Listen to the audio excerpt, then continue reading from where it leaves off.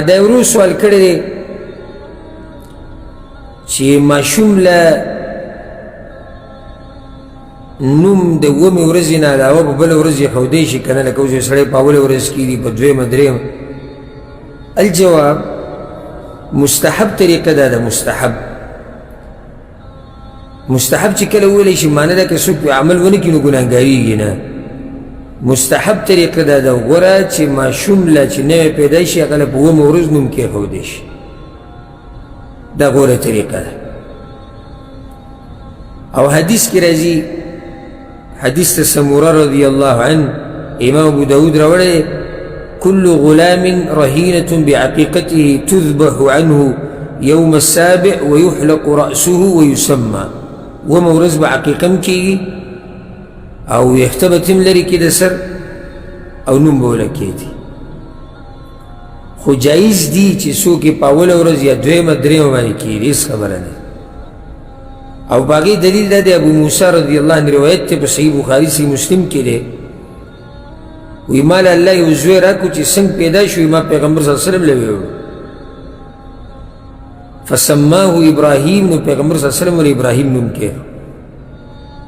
نو دا اوس د اومې ورځې نه مخکې کې. او په صحیح مسلم کې حدیث ته انس بن مالک وی پیغمبر صلی الله علیه وسلم دا وی ملګرو ته سحر چې بار ته راووتو، ولید لي الليلة غلام، دی تیر شوي شپه باندې د شپه چې کومه تېره شوه الله پکې ماله یو ماشوم راکو، زوی راله راکو. فسمیته باسم ابي ابراهیم، نو ما وله د خپل پلار ابراهیم علیه السلام په نوم کېښو. دا اوس وګوره په اوله شپې وله نوم کېښو. او دغه شان صحیحینو کې حدیث دی د سهل بن سعد الساعدي رضی الله عنه چې د ابو اسید یو زوی وړوکی هغه چې څنګه پیدا شو هغه پیغمبر صلی الله علیه وسلم له راوړ، او پیغمبر صلی الله علیه وسلم په دې خپل ورون باندې ایښودی و ماشوم. او وی نوم یې څه دی؟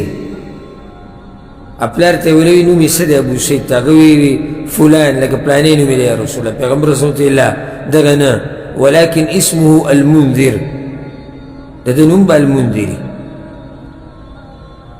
نو المنذر ابن ابي اسید ده نوم پیغمبر صلی الله علیه وسلم په دغه ورځ یې ښودی په کومه ورځ چې پیدا شوی. نو غوره څه دي؟ اومه ورځ، ځکه چې هلته هغه حدیث هغې ته سنت قولي ویلی کېږي، پیغمبر صلی الله علیه وسلم ویلي داسې کوئ، او قول و فعل باندې هغه لږ زوروري،